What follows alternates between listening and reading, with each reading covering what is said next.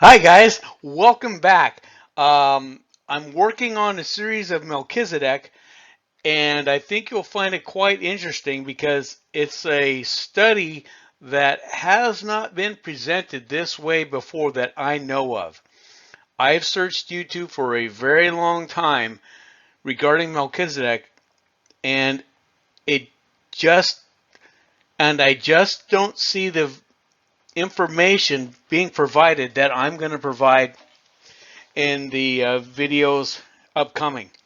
But in the meantime, I want to share this quick little segment about Paul and the importance of his ministry to the Gentiles.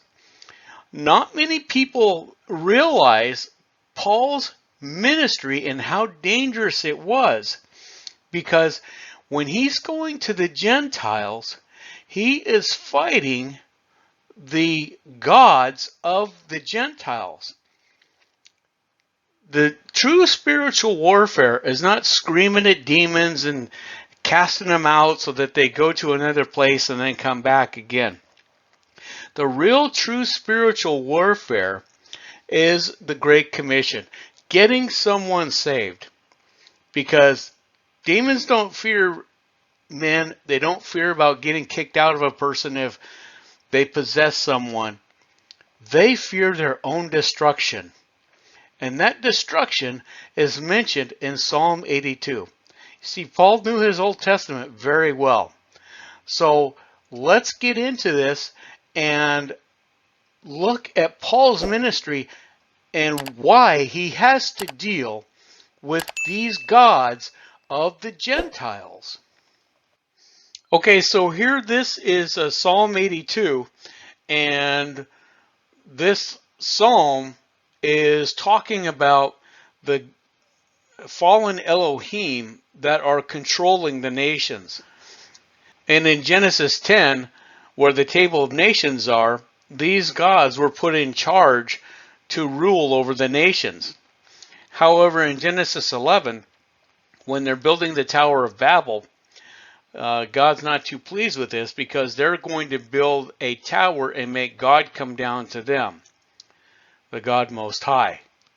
So he goes and tells the nations, you go your way. He divorces the nations and starts another nation called Israel through Abraham. In the process of this, these fallen Elohim continue to disrupt the nations because they like their worship. They want the nations worshiping them, just like they did back in Egypt. So in Psalm 82, this describes the demise of the Elohim. It says, Psalm 82, a psalm of Asaph, God has taken his place in the divine council. In the midst of the gods, he holds judgment. So there is a council of Elohim.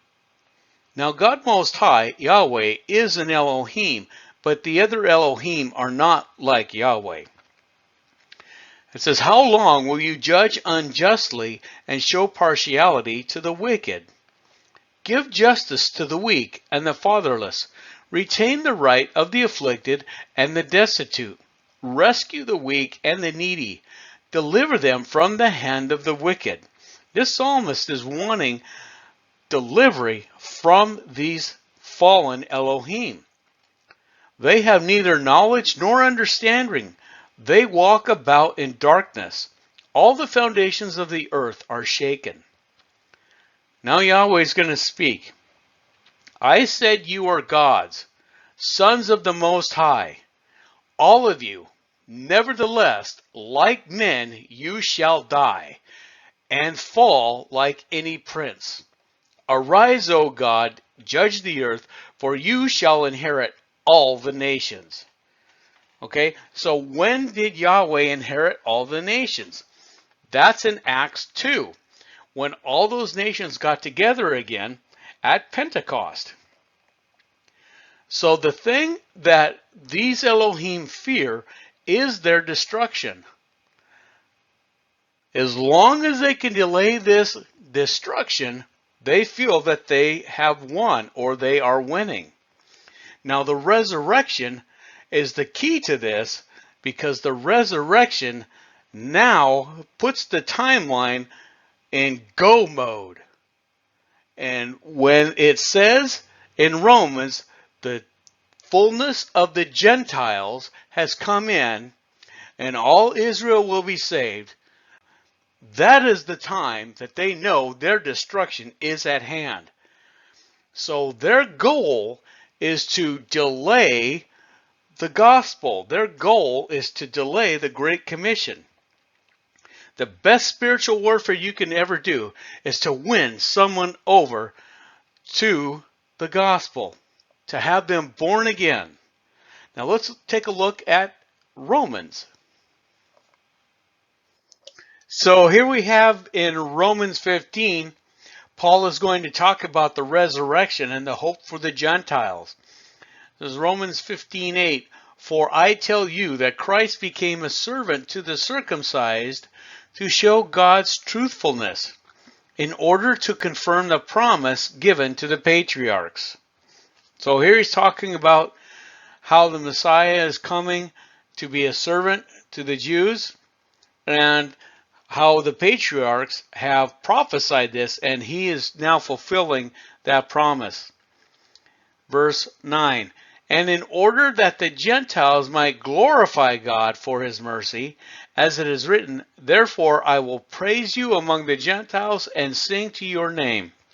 Verse 12, and again Isaiah says, the root of Jesse will come, even he who arises to rule the Gentiles, in him will the Gentiles hope.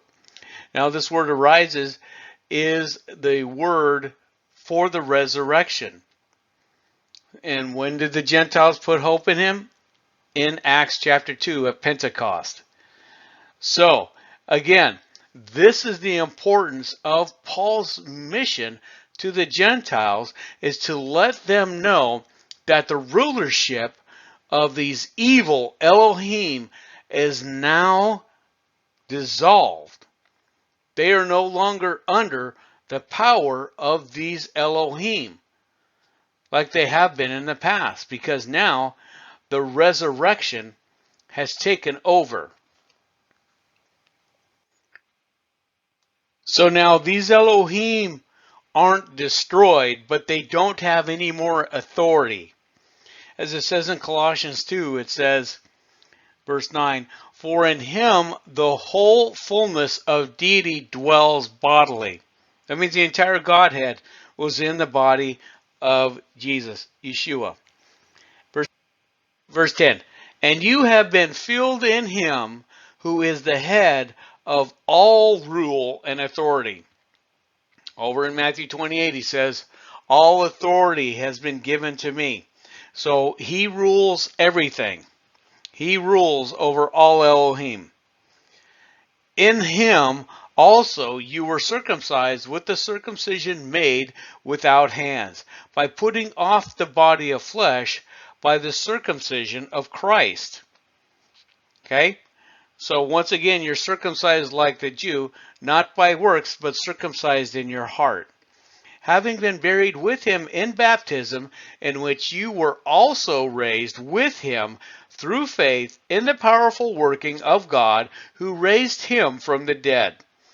And you who were dead in your trespasses and the uncircumcision of your flesh, God made alive together with him, having forgiven us all our trespasses, by canceling the record of debt that stood against us, that's the Ten Commandments, with its legal demands. So he canceled the Ten Commandments. This he set aside, nailing it to the cross. He disarmed the rulers and authorities and put them to open shame by triumphing over them in him. So those Elohim have no more rule over you. They have no more authority over you. They can still be there and try to influence you in your life. However, they have no rule and authority in your life. So, when does God deal with these evil rulers and we get to see that they're gone and have no more influence on us at the second coming. 1 Corinthians 15:24. Then comes the end, when he delivers the kingdom to God the Father after destroying every rule and every authority and power. So yes, Jesus is going to deal with these evil rulers, and they will die like men. They know their destruction is coming. So what we need to do in our spiritual warfare is get the Great Commission out. Go, share Jesus with people. Tell them about the resurrection. Let them know that they can transfer from death to life. For as in Adam all die, so also in Christ shall all be made alive. You see, when we have Jesus Christ in us, when we are born again, we are made alive. And we will never die spiritually. Because in Adam, we're all born dead. Everyone is born spiritually dead. That's why they must transition over to be born again, to be made alive through the resurrection, to never be tormented again by these evil, fallen Elohim. That is why Paul's mission was so difficult and so important to the Gentiles, is because they were ruled by these evil gods. Okay? He came to let them know that they were no longer under that authority of those evil gods. Now today, you still have all these gods out there ruling. You have Ishtar, you have Baal, you have Moloch, you have all these gods. The bull on Wall Street, that's a god. The Ishtar statue in New York, that's a god. The Arch of Baal, that's a gateway to the gods. All of these fallen Elohim are still around. You just have to open your eyes to it. They're here. They don't have the authority over you anymore. If you like this and want a deeper look into the fallen Elohim, check out my video, Rock Kasak. And if you don't mind, subscribe and share the video. Or don't. It's your choice. Take care. I'll see you soon. Bye.